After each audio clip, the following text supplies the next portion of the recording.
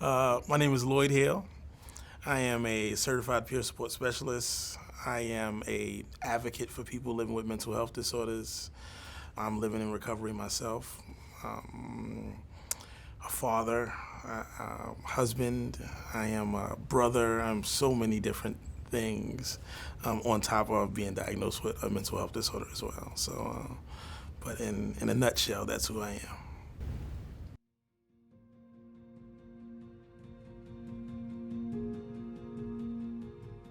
I remember it being a little nerve-wracking, really nerve-wracking. I mean, at first they put me in the holding cell, closed, and this is one of the first times I remember hearing that door close, the way it closes, because it's like metal on metal, right?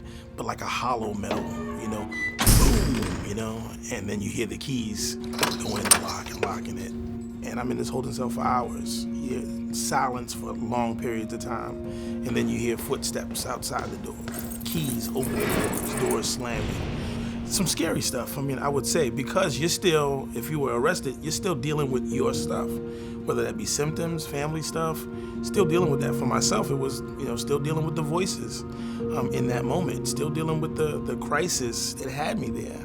And I was young. So alone at this time, hearing all of that was a little frightening, because I think when I felt powerless like that in those times, I had my mom that I could be there with me, or a grandmother that could be there with me, or my brother would be there. But this was a time where I'm scared, and I'm alone though. I think about what was happening at the house while I was at the police station, What was my mom going through? I'm sorry. But what was she going through when I was going through, right? So I think that for families, they have to be mindful to take care of themselves. Take care of themselves, try to stick as close to routine as possible. And when I say that, meaning if you can go to work, try to go to work. If you can exercise, try to exercise. Make sure you're eating and taking care of yourself, because we can't be supportive to anyone else if we're not taking care of ourselves first. So self-care, self-care, self-care. That's the biggest thing.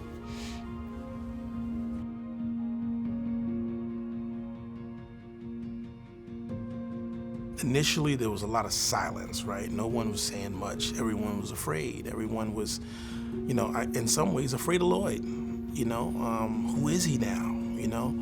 And I just wish that I had people still seeing me as a person, and not as schizophrenia, or not as crazy, or as a criminal. So I think that initially the silence scared me a little bit, when no one was really wanting to have anything to do with Lloyd. I would connect with NAMI, number one, because NAMI has a really good support base. I would use that peer support, wrap their family up with family-to-family support, but also work with maybe treatment providers that may be seeing this person, so that we can get a really good base of information of what's going on, how this person is doing, what they're like when they're not well, maybe start getting them involved in some recovery materials, because there's lots of recovery materials out there for these type of crises. It's amazing when you get that entire team working on it versus just the family and the person, but having reputable names like NAMI, who have a reputable support system readily available to help people. Why not use it? It's there for us, So recovery is possible no matter how far we fell, right? Because we can say that because I've experienced this, recovery may not be possible for someone like me, but recovery is possible for all of us. There's a poem, it says, our deepest fear is not that we are inadequate. Our deepest fear is that we are powerful beyond measure. It's getting me a little emotional thinking about it, but it says, it's not in some of us, it's in all of us. And I think that that's the truth with recovery, is that it's available to all of us, not just some of us, as long as we're willing to put the work in.